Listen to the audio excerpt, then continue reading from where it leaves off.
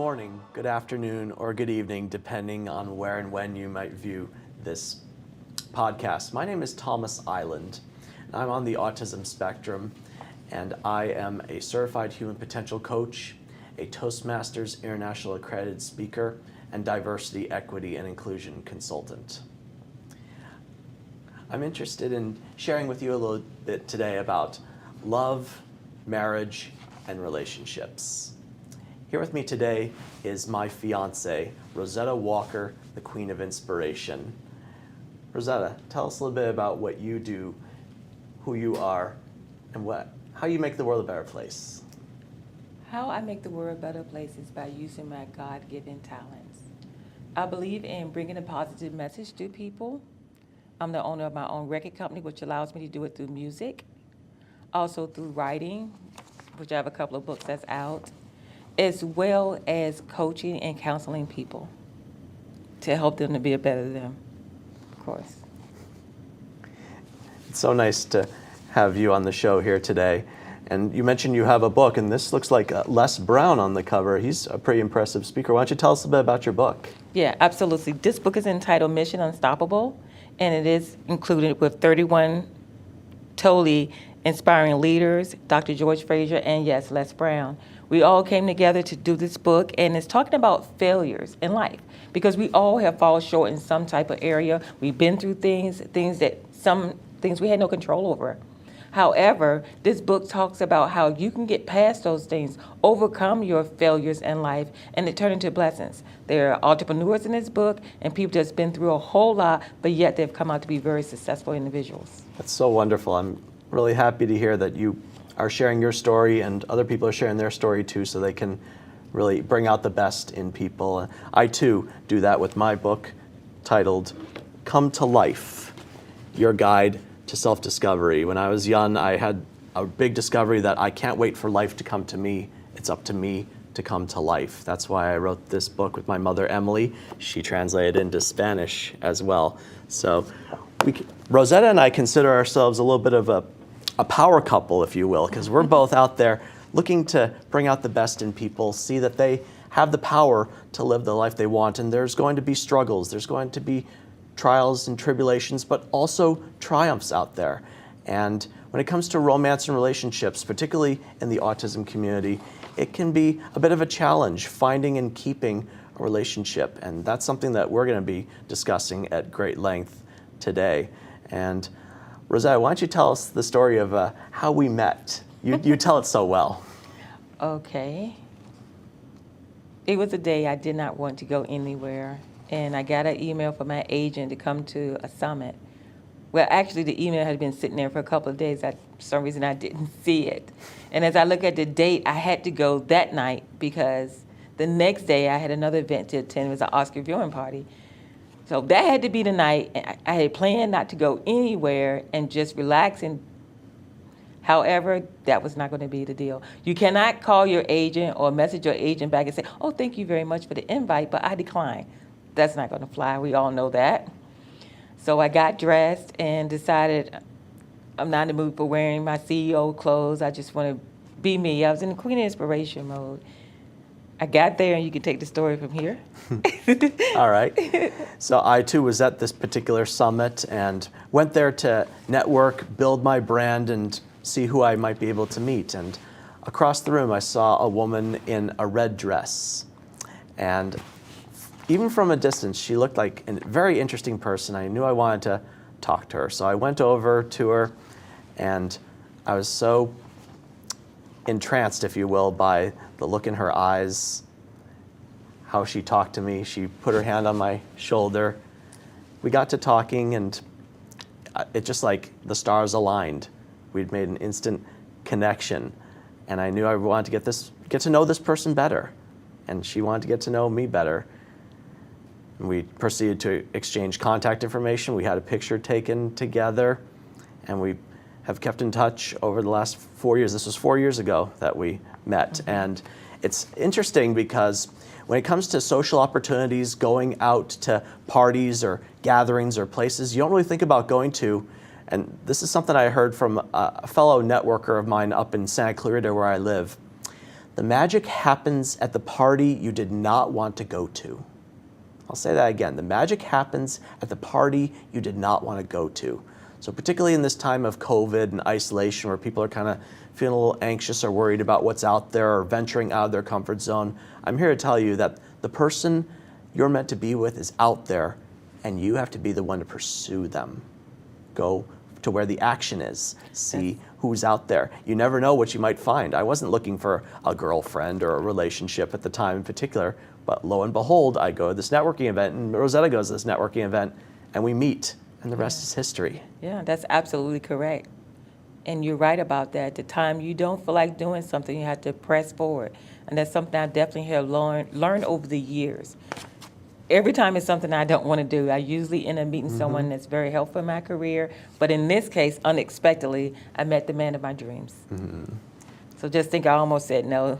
Almost said no Almost. to that event. Yes. And ultimately no to this relationship had she not gone. I know. Had you not gone.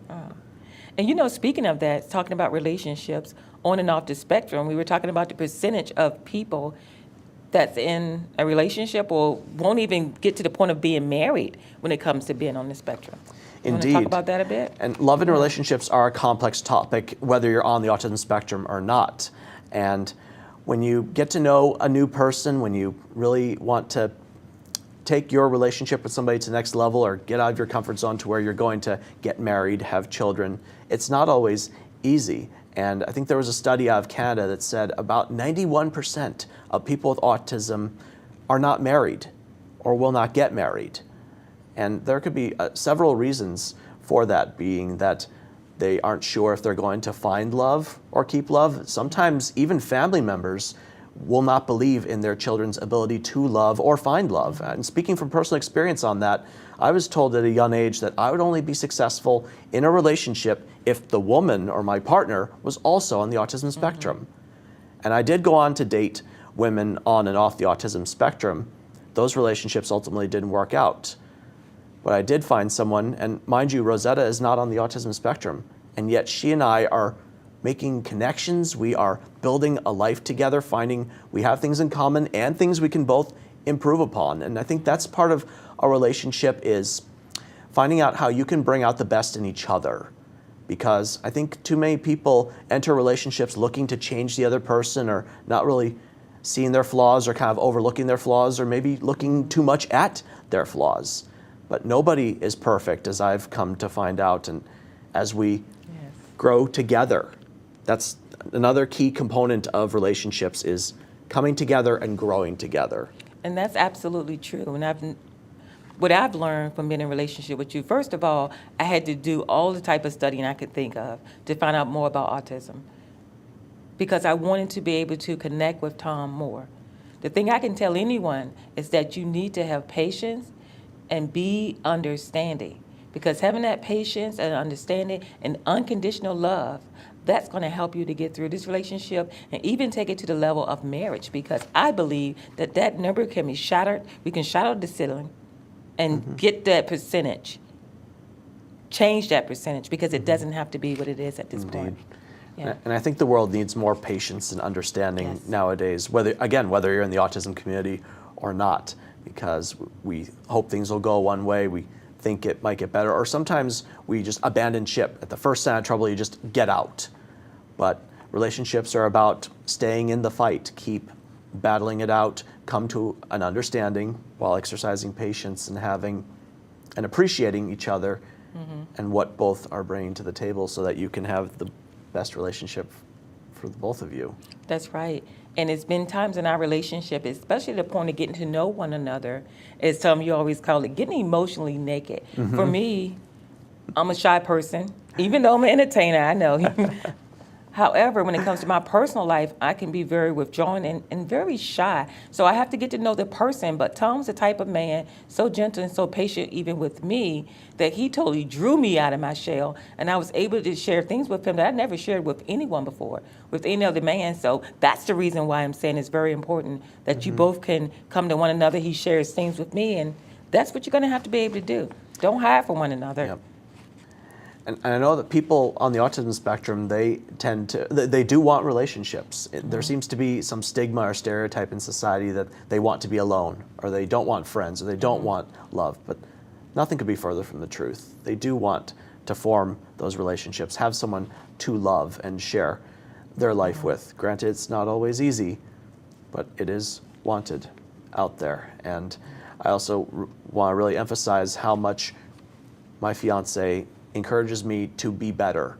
Because I think when we start to think we're okay or we know everything, when someone else comes along in our life to share with us or show us that we could do more than we think we're capable of. And again, speaking from personal experience, after I put on the COVID-19 pounds over the course of the pandemic, I wanted to lose that weight. And I took up Ironman triathlons. For anybody who's heard of this race or hasn't heard of this race, it's 2.4 miles of swimming, 112 miles of biking, and 26.2 miles of running back to back to back in under 17 hours.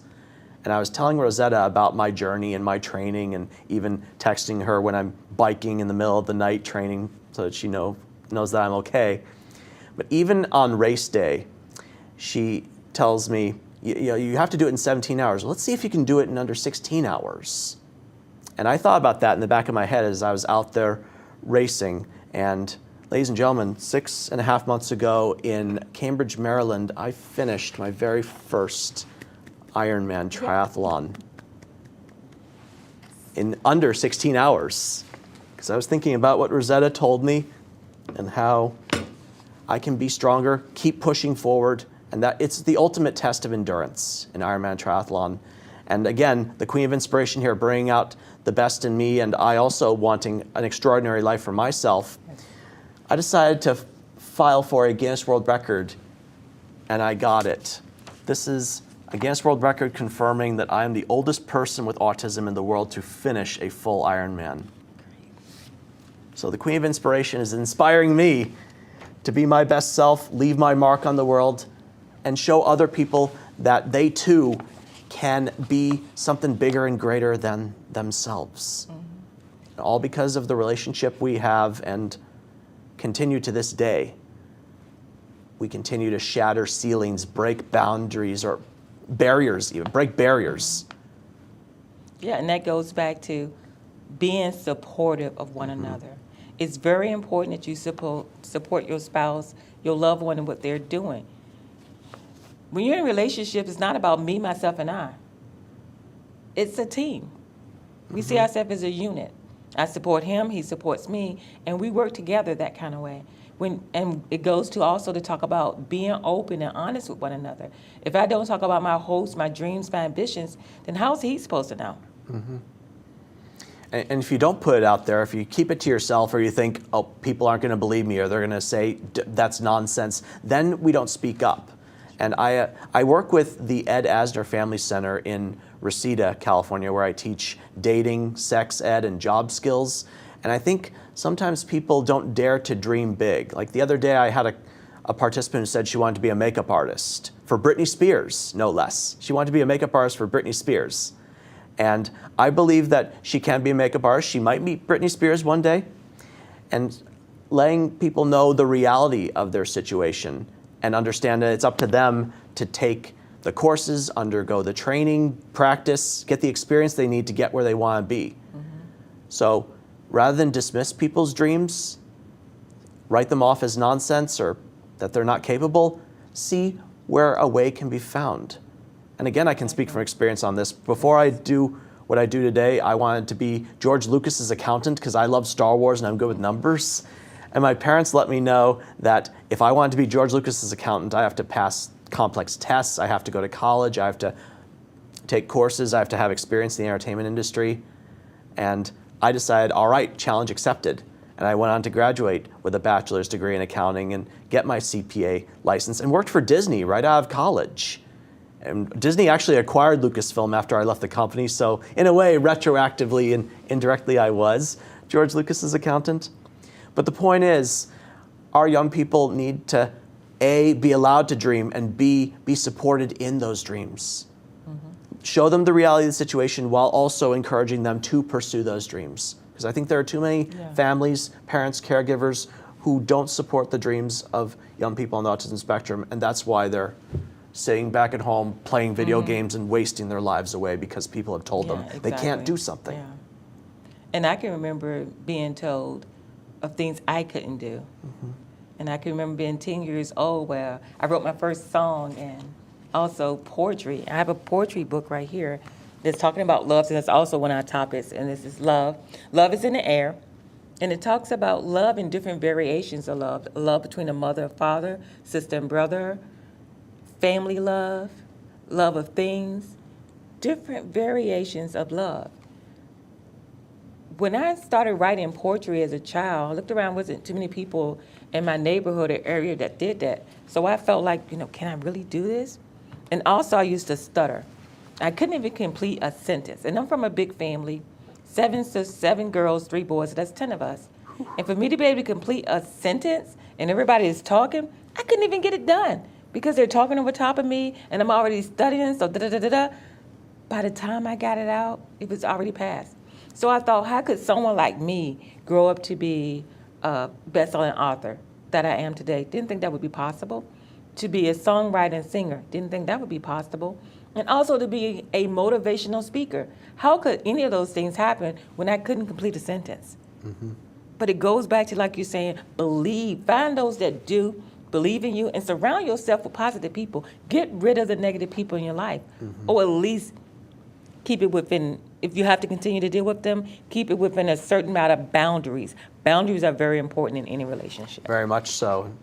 And getting back to the families, we expect our family members, our parents, our siblings, our extended family members to be supportive. Sometimes they are, sometimes they may not be. And you don't get to choose your family necessarily, but you do get to choose how much time you spend with them. And at the end of the day, you are the one that has to live your life, and you have to be the one to decide where you're going and to get rid of the naysayers, or like Taylor Swift said, haters gonna hate, Yes, they're gonna hate. That's true.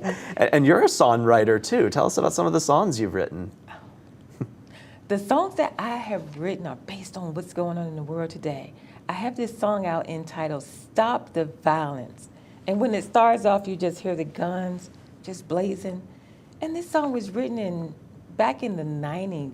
And I'm looking at what's still happening today. And I said in this song, one of the lyrics goes, many lives will continue to end this way if we don't make a change and a stand today. And this has been a while ago that I've been talking about this. Doing marches in the community, I can remember in Newport News, Virginia, marching from the Boys Club to the park, Lincoln Park. And it was one of the first Stop the Violence march that was put on. And we're looking at the day with so many school shootings and things that's happening. The songs that I write are catered to that. What's going on nowadays issues. I talk about love. I talk about children that's been abused. I talk about loving yourself, and even relationships where you have been hurt, how you just got to pull yourself back together and keep on going. Very much so. Resilience, bouncing back from failure, Yes. those are some things that people on the autism spectrum struggle with in particular. And I want to say I'm a product of my failures more than my successes. I may look articulate and like I've totally got my life together. I still struggle, and it took me years of therapy and coaching and mentoring and even services I still receive to this day to get to where I am today. Wow, that's a blessing. If anybody is listening and has questions, please feel free to drop them in the chat and we can view them and answer them as they come in. But I also want to remind people a little bit about working, and a really big matter, and I serve on the board of an organization called the Uniquely Abled Project, and the objective of the Uniquely Abled Project is to help people on the autism spectrum find and keep jobs in computer numerical control, or CNC, manufacturing jobs. There's a big shortage in this industry of jobs, or excuse me, people are looking, there's a high demand, that's what I was looking to say, a high demand for CNC workers, and people on the autism spectrum often fit the bill for being detail-oriented, being able to activate or operate computers and be able to make parts for ships, rockets, cell phones. So if you want to learn more about employing people on the autism spectrum, check out the Uniquely Abled Project. Yeah. And another thing that you do, we both are members of Toastmasters, you're an accredited speaker in Toastmasters, Yes. that you teach at ECTA, where you teach the students about Toastmasters, which I think is very important, especially if you're going to be speaking in front of people. Very much so. And the number one fear we have as human beings is public speaking. We would rather die than talk in front of our peers.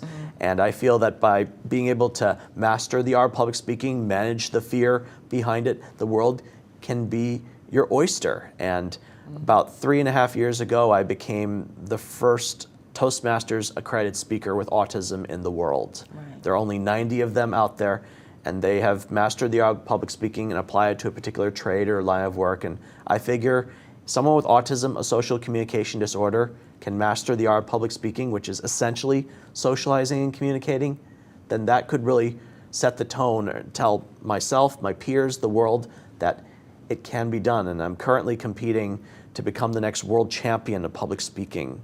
Toastmasters puts on an international speech contest every year that builds up to the World Championship of Public Speaking, and that's something big and exciting I'm working on. But people, again, on and off the autism spectrum need to learn how to speak in public, and that's why I work with ECTA Training Center. It's a martial arts facility up in Santa Clarita, California, and I teach young teens about public speaking and what they need to know to articulate how they feel, what they want, and the change they're seeking in their lives. And the reason why that is important, because we are talking about relationships.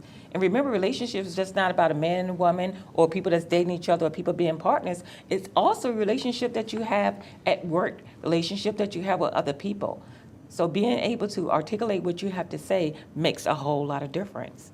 Very much so. And you may notice that Rosetta and I don't have too many filler words, and I hope I don't jinx it here by mentioning it, but those filler words like so, like, kinda, Toastmasters has an counter, someone to keep track or tally those filler words every meeting, and they report on how many filler words they heard and from whom. So with our meetings, and we're starting to be more aware of those verbalized pauses and taking a breath or taking a moment to compose our thoughts. You'd be amazed how silence or the power of the pause can come out in speeches to create suspense. So even if you have to pause or do something to catch your breath. And this is good for people on the spectrum and off the spectrum, because once again, we're talking about being able to be successful in relationships, be successful in love, and in marriage. And when you think about all of that, all these different tools that we're presenting to you is going to be very helpful in you being successful in all three of those. Indeed.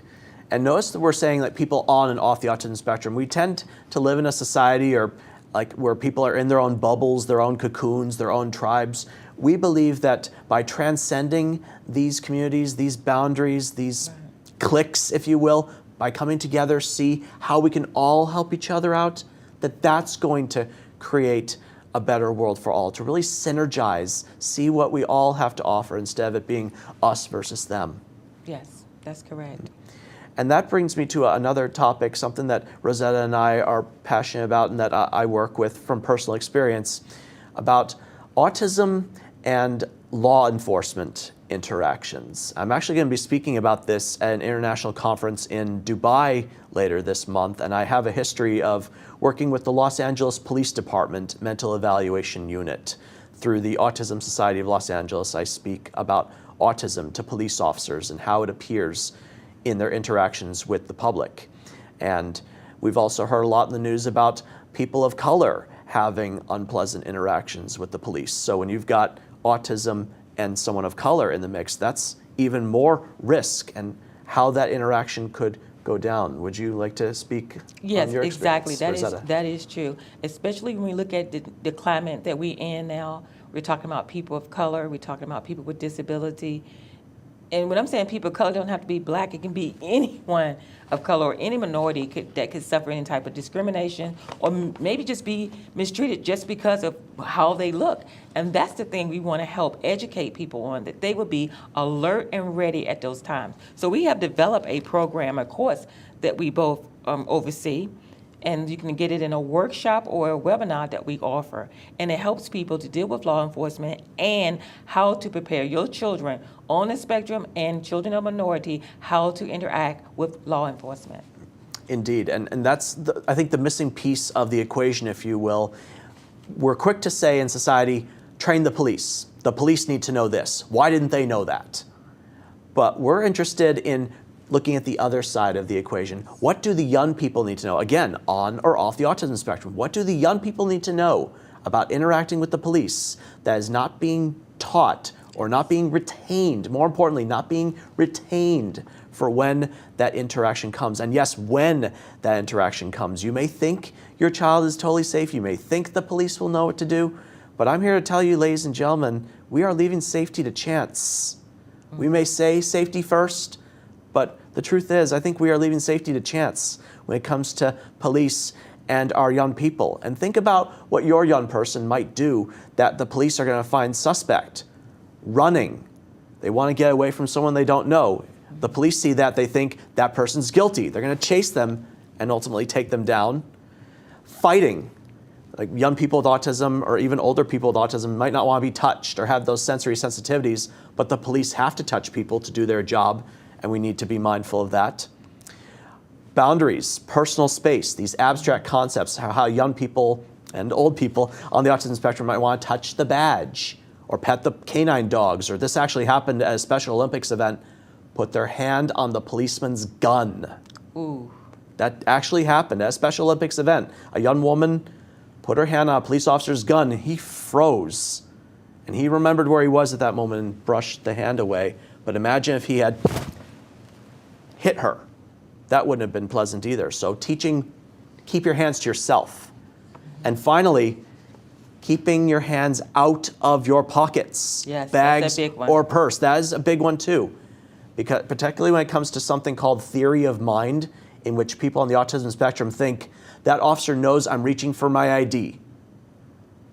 But the officer will think they're reaching for a weapon, a gun, and they will tase, maybe even shoot that person if the officer feels they are in danger. So we need to teach the police and the young people about each other so that interactions will go smoother. And that's what Ready and Alert, what Rosetta and I call Ready and Alert.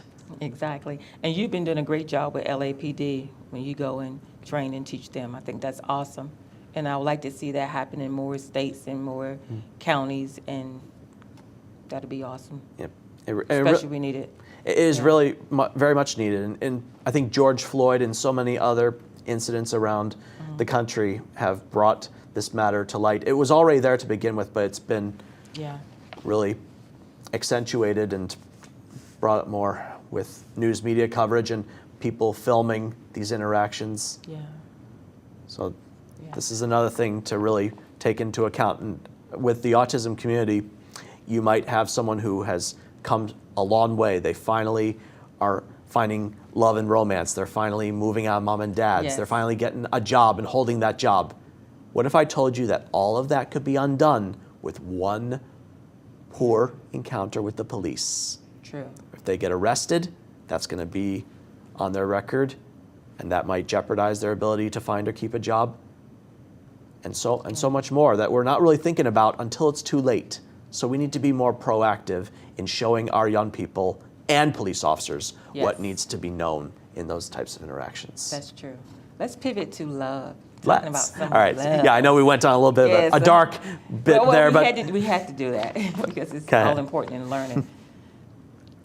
When you think about love, and I know your mom and dad, Tom, love you a lot, and they have done a whole lot to make sure that you grow up to be a successful man that you are.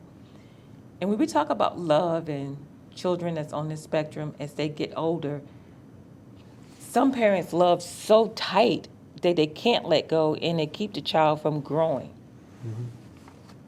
Very much so. I think when it comes to helicopter parents, I think some people out in the community may have heard that term. And even someone I was talking with about becoming a potential coaching client, tiger parents. So helicopter parents first. They're the ones that kind of hover over, they look at where their child might mess up or make a mistake or do something wrong, and maybe even swoop in to attempt to fix it or stop it from happening.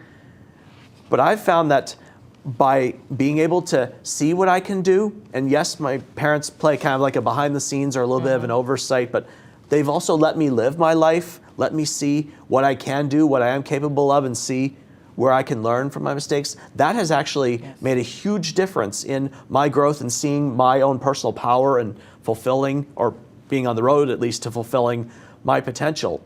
But for those parents that want to be the savers, the superheroes, the person that protects their child from harm or anything bad happening at all costs, that could be more hurtful than helpful. So something to think about for parents that might be having too tight a grip on their child's lives, particularly as they get into adulthood.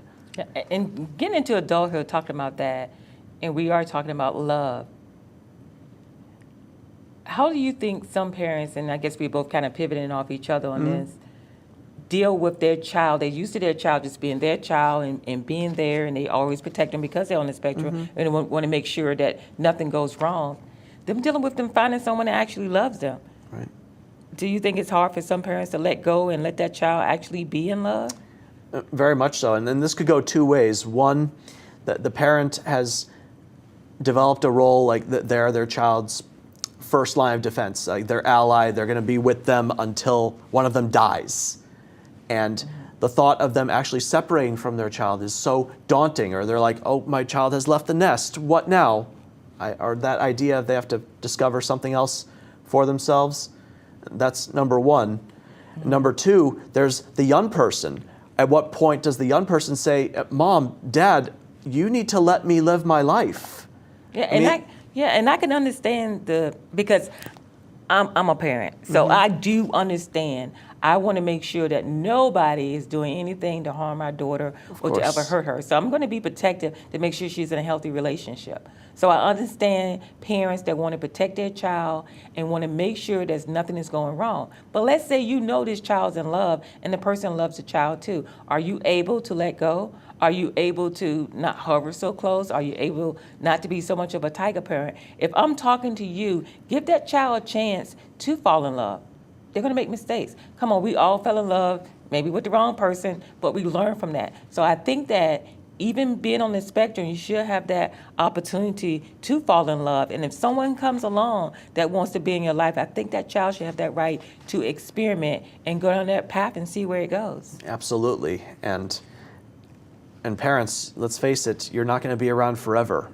And when I'm saying child, I'm talking about young adults, yes, not little kids. And I'm making sure to differentiate the two because yes, these children they do grow up, and over 50,000 people with autism will turn 18 this year alone. Because you know when you're a parent, it doesn't matter if your child is 50 years old, it's still your child. That's what I'm saying. Just want to clarify that. Good one.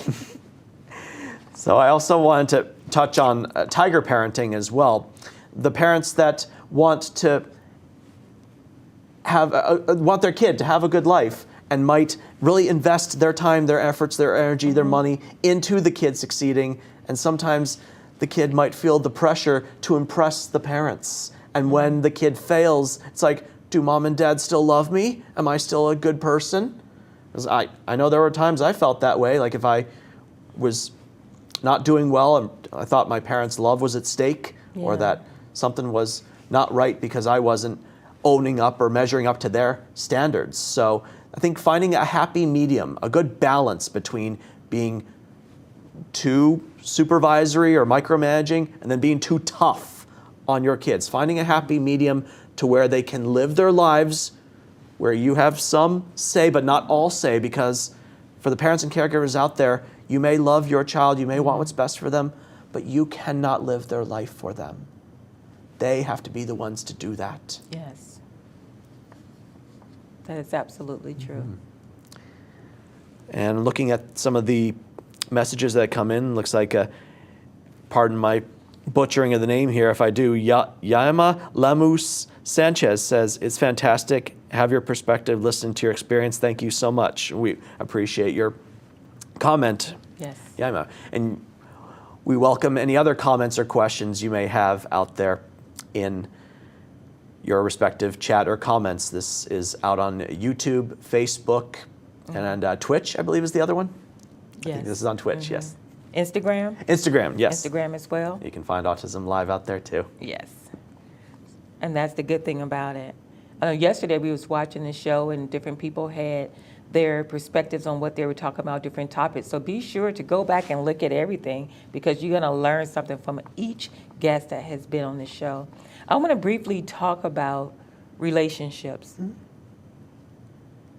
And in talking about relationships, it's important that people know what you're getting into. And sometimes you get into a relationship, if you move too fast with it, you think that you're in love with the person because you took the relationship into a physical form first. Mm-hmm. We want to talk about right now some steps that you can take and to getting to know one another better in relationship before you just dive right into it. Certainly. So do you want to rotate one with the 7 steps closer? Certainly. So part of getting to know someone, getting to see what you have in common and understanding who they are as a person, the basic things we ask as we progress through conversations or get to know somebody, like, what's your favorite food, for example? Yes. What's your favorite food? Knowing, let's say you know how to cook, or you're thinking of somebody and like if they like burgers, they say, or I just heard of this new burger place, you want to go check out the new burger place. So thinking of your partner, your spouse, your significant other's favorite foods, and having that come into your relationship, that's something to show your love for one another. Yeah, and also your favorite music. Music set the tone. Music can make you feel happy or it can make you feel sad. So you want to make sure that when you're selecting the kind of music for your relationship, this is a new person in your life, that you pick something that they really enjoy. Even though you might not like the same kind of music, that's worth a topic. And also, what is your favorite color? Color also sets the tone and the mood of things. And my favorite color is green. I would be wearing it, but we've got green screens behind us, so I don't want anything of mine to disappear. Yes. And Rosetta's wearing her royal blue crown. That's her favorite color. Yes, it is. Royal blue. How fitting for a queen. Royal blue. Thank you. Yes. And talk about your hobbies. That'll be number 4. 5, what you have in common. Yep. And even thinking about some of the friendships you've had for the longest time, there are 2 elements to friendships that keep them going. 1, you have fun together. 2, you have something in common that sustains your friendship throughout the years. Even if you may part ways, you can come right back years later and still have that common interest to talk about and keep your friendship flourishing. Exactly. And on our 7 steps closer, that's what we call it, and it's another course that we have, and it's about building strong relationships when the odds are against you. It's number 6 is I get upset when, and that's a blank line right there, for each person to fill in for themselves. And it's important that you give your partner, you're getting to know the person that you're involved with, that you get them a time to fill that in. Get them plenty of time to fill it in. And let them say how they really feel. I get upset when? Because I don't know what makes you upset. I don't know what makes Tom upset until he told me. He doesn't know what makes me upset until I let him know. And when you find out what it is, set the boundaries and respect those boundaries. Absolutely, because the more we keep stuff bottled up or the more we don't talk about what's really on our mind and in our hearts, that jeopardizes relationships. And people on the autism spectrum, and again, off the autism spectrum, really need to be open about these particular items in order to be clear, communicate effectively, and allow the relationship to keep going. Because if you keep triggering your partner, if you keep upsetting them without having boundaries or being able to say what really needs to be said, that puts the relationship on ice, or on thin ice, I should say. Yes, it does. And number 7 is goals. It's very important that you talk about your goals in life, what you want to accomplish in the future, your dreams, what you envision for yourself, that you both talk about it, and see if it aligns with one another. And if it aligns with one another, what can you do to help your partner's dream or vision come to pass? This could be a deal breaker right here. For example, for many years when I have dated in the past, I've been in ministry for a long time. And I have dated a person that said, after all the time of dating, you know what, if you're going to be preaching in churches, I can't see myself with you. We were married, I'd divorce you. So I'm thinking, oh my God, this could have been discussed a long time ago.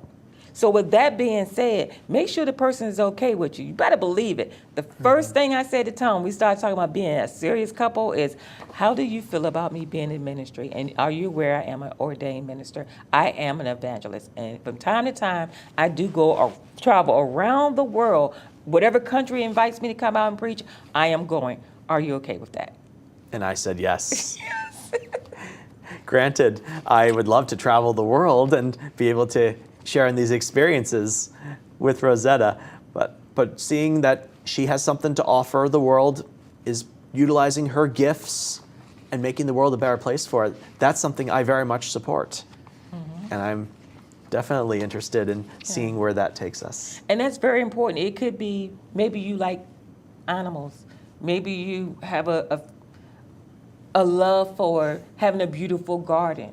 Whatever that might be, it's very important you discuss to your partner or to your person that possibly could be in your life forever, to let them know what you like and what you want, because what is the point of being with someone if you can't check these different things off of this list and it's not compatible? Why would you wait years down the road to say, hey, we're just going two different places, we're going two different directions? These are things you can do right at the beginning of a relationship. Don't move it into it too fast, but just start off with the easy questions first, and then the more difficult one a little in the relationship, and just to make sure you both are going to be compatible for a future. Definitely. And we call this gang emotionally naked, where you let your guard down. You talk about what you really want in life, where you see your life going. And tying back to relationships and speaking on my experience from the sex ed classes that I teach, we live in a society where it seems like we're really about instant gratification, like we're looking to get physically intimate with somebody. But really what relationships, marriages boil down to is about being emotionally intimate, being able to share your feelings, your fears, your core true self. And that goes beyond the outside, how somebody looks or how they are in bed. It's about being able to trust someone, give them the real you. And it makes me think about your book that you're now working on entitled My Glass is Full. And for those who might be interested in that, My Glass is Full is about putting mental health first. That's a book that Rosetta and I are writing together. And the title is based off a saying that my family and I created to have me say or indicate when I am feeling overwhelmed or I've had enough. So taking myself back to about when I was maybe 12 years old, it was really hot out and we're pouring glasses of water, and up to that point, I'd had instances or situations where I just wanted to stop talking, or I wanted other people to stop talking. So as we're pouring this water, we came up with the idea of saying, anytime you feel overwhelmed or you want to stop talking, say, the glass is full. Yes. And that I still use to this day with my family. If they continue to say stuff or I'm feeling like I can't take anymore, you need to back up and shut up, please. Saying my glass is full or the glass is full is a more polite way to say back up and shut up. Exactly. And I think more people in the autism community, and again also outside the autism community, need to come up with some kind of code word or some kind of sign or indication to where we need to stop. We need to take a break. I've had enough. You keep pouring into my glass or my cup or what have you, it's going to overflow, make a mess, and I'm not going to retain the information you are putting out there. So at some point, we all have to figure out our limits to when we've had enough and say, the glass is full. Yeah. And also your book talks about, without talking about too much of the book, but just to let you all know, it talks about dealing with toxic people that is referred to in one of the chapters as energy vampires. Yes, energy vampires. Yeah, so if you really want to put your mental health first and know how to deal when you're dealing with different people and different facets of different relationships, My Glass is Full will be a good book to check into. We also have another book coming out that we both work on together, and it's about love, marriage, and relationships. And it's entitled, They Said We Couldn't, So We Did. They said we couldn't, so we did, because the odds seem to be against relationships where there's someone with autism, where it's different races, different backgrounds, different upbringings, but we are looking to be that power couple and show society, the world, that it is possible to have Yes. relationships between people of different backgrounds, diagnosis or no diagnosis, Right. race, skin color, you name it. It is possible to have successful, fruitful, productive relationships. Right, and we talk about also some of the red flags in relationships. And we also, in this book, and we're going to talk about it with you all a little bit now, is that you do have to keep in mind that when you have a person that's in your life that is on the spectrum, and things I have learned is certain things you don't do. For one thing, don't be sarcastic. I can't say to Tom, oh, you know what, I'm done with you. And then he walks out the door, I'm like, well, why do you walk out the door? Well, because I said I'm done with you. You can't be sarcastic with a person that's on the spectrum and expect them to say, okay, well, I knew it. No, they don't know it.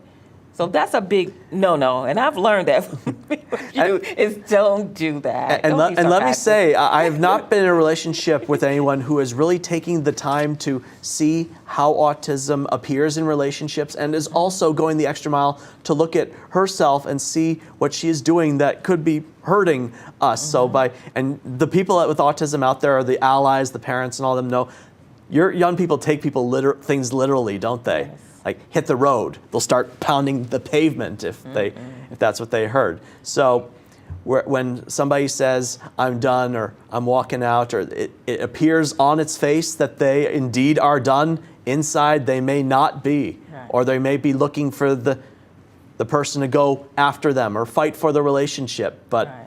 that doesn't always happen for people with autism. They take it at face. You said we're done, I'm moving on. Yeah. But that's not really what the other person was thinking or That is feeling. true. So that disconnect, that inconsistency, the confusion, the misconceptions, that can lead to relationships breaking down instead of building up. Right. So don't do that. And I'm very careful in letting Tom know that I love him. I love him unconditional. We every day Yes. we make sure we say to each other good morning. Mm-hmm. We make sure we have that connection. Because another thing too, you don't want to go days and days without talking to one another, because that's going to lead to misunderstanding, because I don't know what you're thinking if we're not talking. It's going to lead to a breakdown, a quick breakdown in relationship. And it only is going to cause that wedge to get bigger and bigger and bigger when you don't take the time to communicate. So when it's something on your mind, don't hold it inside, talk about it. And if it's said the wrong way, that's another thing too, Tom, that we talked about, that sometimes with a person on the spectrum, it can come out the wrong way, the way it's worded. Mm-hmm. Anybody Yeah. ever had that happen, that came out wrong, or something was said but it was out of context or in the wrong place or in the wrong way? Tone of voice, how you say something? Yeah. So much room for misinterpretation, miscommunication. That often comes up when you're dealing with people with autism, but it also comes up a lot in marriages, relationships in general, we're finding. Yeah. Yeah, so the point we're making is not to throw the blame at anyone. And it's not about being on the spectrum or off the spectrum. Relationships can be difficult, and they're going to take hard work. So you have to be willing to put the work in it, and you have to be willing to cooperate with one another and to compromise sometimes. Mm-hmm. Everything is not going to always go your way. But if you compromise, sometimes he might get his way, sometimes I get my way. But most of the time, and I say we get along really great. Mm-hmm. We do. We get along great. Yep. And I'm seeing the importance of it not always being about me, because those in the autism community know it tends to revolve around the kid or the young adult or the one person, whatever you might want to call it. But part of being in a relationship is seeing how you can help the other person or kind of get out of your own way or your own head in the interest of having the relationship move forward. So taking another person's perspective, at the very least attempting to see what they have to say and find what common ground you can have and talk things out so you can come to some kind of agreement or understanding instead of it being my way or the highway. Yeah, because at the end of the day, when you think about it, we are all in this together. It's nobody better than anyone. It's no one on a higher level, lower level. All of that is ridiculous. We are all human beings, and we want the same thing. We want to be loved. We want to feel love, and we want to know that love is there. So if you practice with that, lead with that, loving unconditional, you're going to be fine in your love life, you're going to be fine in relationships, and you're going to be fine in marriage. And When I show some of those photos, let me know. right. Okay, go ahead. And you touched on a big one. I think we're starting to wrap up here with about 5 minutes left, but unconditional love. I think that's what it really boils down to. Accepting someone for who they are, not looking to change them, but being accepting and loving of them for them. Because I think too many people get into relationships, think that the person will grow up or grow out of what they're doing or be different or change down the road. You are getting what you are getting usually when you begin. And there's a famous quote out there, when people show you who they are, believe them. I think it was Maya Angelou who said that one. But the point is that we need to be accepting and have that unconditional love. And that's really something that I think set the tone for my life. When my parents told me after my diagnosis that they would love me no matter what. And here's why that mattered to me. Because I couldn't accept my diagnosis until I knew my parents had. And I think too many families out there are divided or on eggshells, pins and needles, or some kids, some young, particularly young ones, and they do grow up to become adults, may not feel like they have their parents' unconditional love. And that is causing them to be depressed, rejected, hopeless, because they don't even have their parents' unconditional love. So parents, caregivers, you need to assure your children that you love them for who they are and not seek so much to change them, because they will sense if you're looking to change them, like they're not all right the way they are. And that's going to cause an even bigger uphill battle for you, your family, and everyone else attempting to help your child. So please love your children, be they young or old, unconditionally for who they are, and that will take their life to a whole new level. That's right. And remember, it's always important to encourage people to get to the next level in their life, because it's always something you can do next. It might not be what you want, but it's what that person wants. And anything you can do to encourage them to go higher and to be a better them, let's do it. Let's work together as a community to make sure that happens. And make sure your young person is living the life that they want. Again, you may want what's best for them, or you have an idea about how their life is going to turn out or how that you want it to turn out, but is that what the young person really wants? Are they looking to please you? Are they looking to do what they really want to do? That's something that really needs to be discussed amongst families. What does the young person really want for themselves? And are your actions aligning with their goals, their dreams, their ideals?